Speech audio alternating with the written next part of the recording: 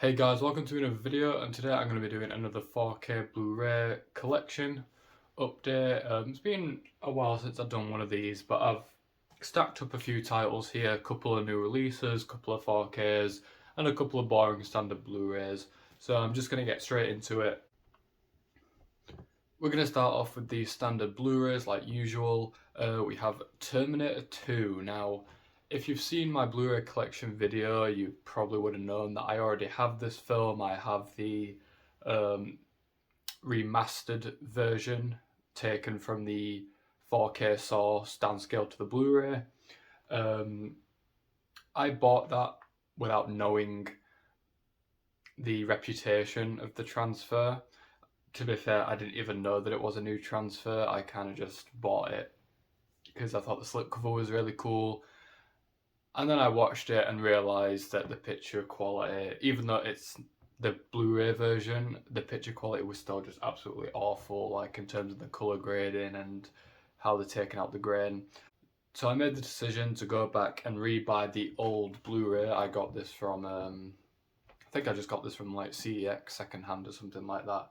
So yeah, this is the old Blu-ray transfer, which is not great, but it's probably the best version of the film out there, picture quality wise. Itself obviously is a classic, it's one of the best films of all time. So we have Inglorious Bastards. This is just a standard Blu-ray because I heard that the 4K version isn't really worth the money, so I just got the standard Blu-ray. I watched this for the first time about a month ago, I think, and I really liked it. You know, Tarantino obviously has his own specific style with how he structures his films, how he writes his dialogue, and you know, this is very much a Tarantino film. It has kind of a lot of different character viewpoints, a lot of really interesting characters, and it doesn't have a ton of scenes, even though it's like a 2.5 hour long film. It doesn't have a whole lot of scenes. It's just the scenes that it does have are like really long, but they're great. I mean, there's so much great dialogue and so many tense moments in this film. Coming up next, we have a new release, actually, X. Now, I kind of gave a little bit of a quick review on this on my channel a few months ago when I saw it.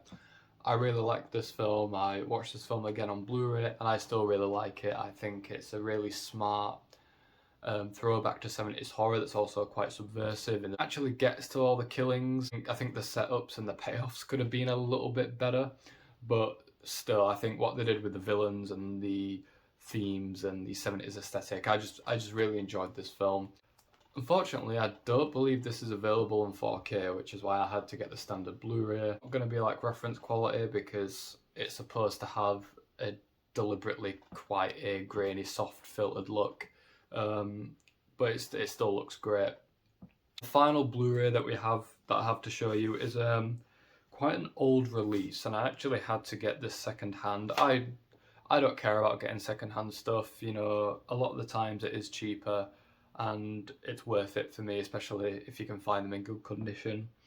Especially for a film like this, because I've looked in a few HMVs now and I can never actually find this film, even though it's quite a recent film and a lot of collectors seem to have it. So yeah, I got this from CEX, and it is Gone Girl. I saw this film, I believe this film was on Netflix about a year ago, and I watched it, and I thought it was really good. Have a closer look at it. So yeah, I'm sure many people have. I'm sure you all have seen this release. It's a pretty old release now.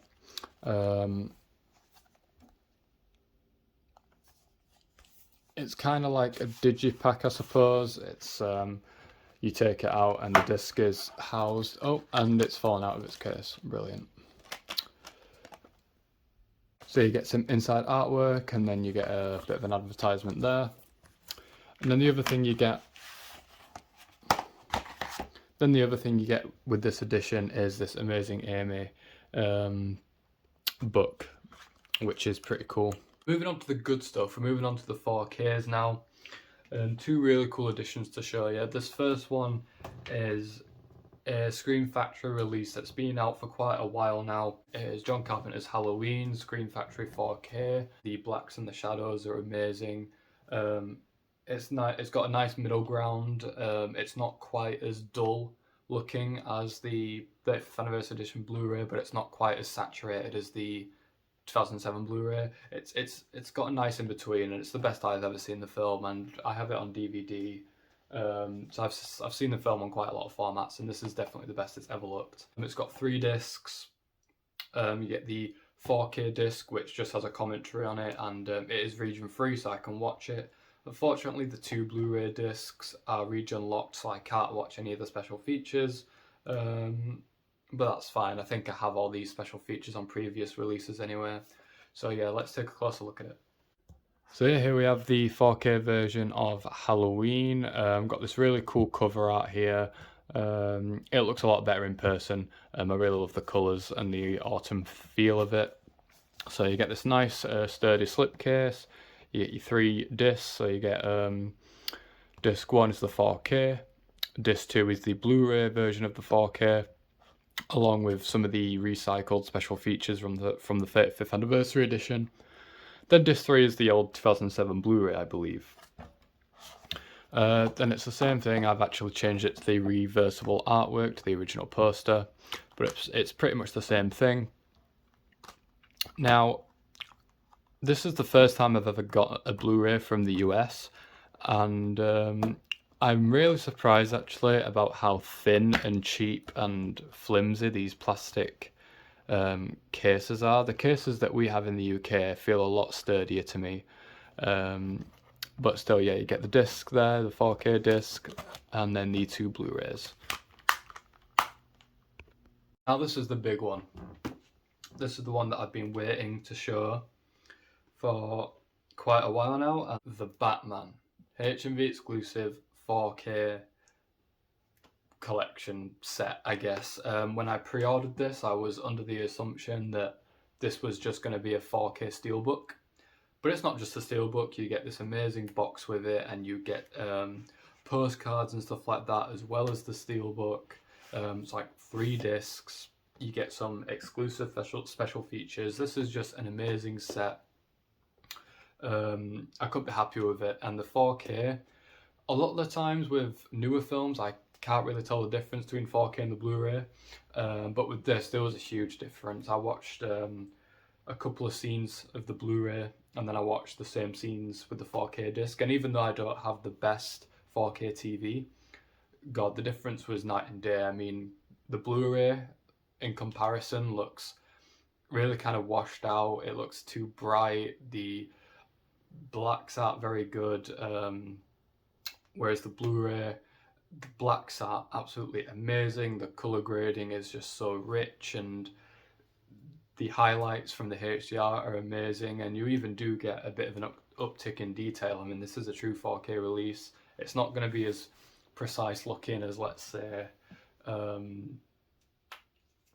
don't know, I'm just trying to think of a recent 4K, like Scream 4K, the new Scream, because this does have a lot of kind of, not artificial grain, but it was printed onto film, despite it being shot digitally, so there is going to be grain here. And it is quite blurry because of the lenses that they used, but it's just a phenomenal looking film.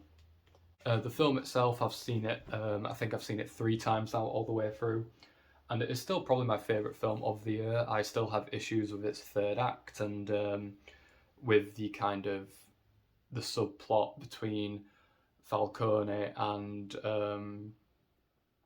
Bruce's parents. That subplot, I think, went on for a little bit too long, and like I said, the final battle, I don't think was built up very well.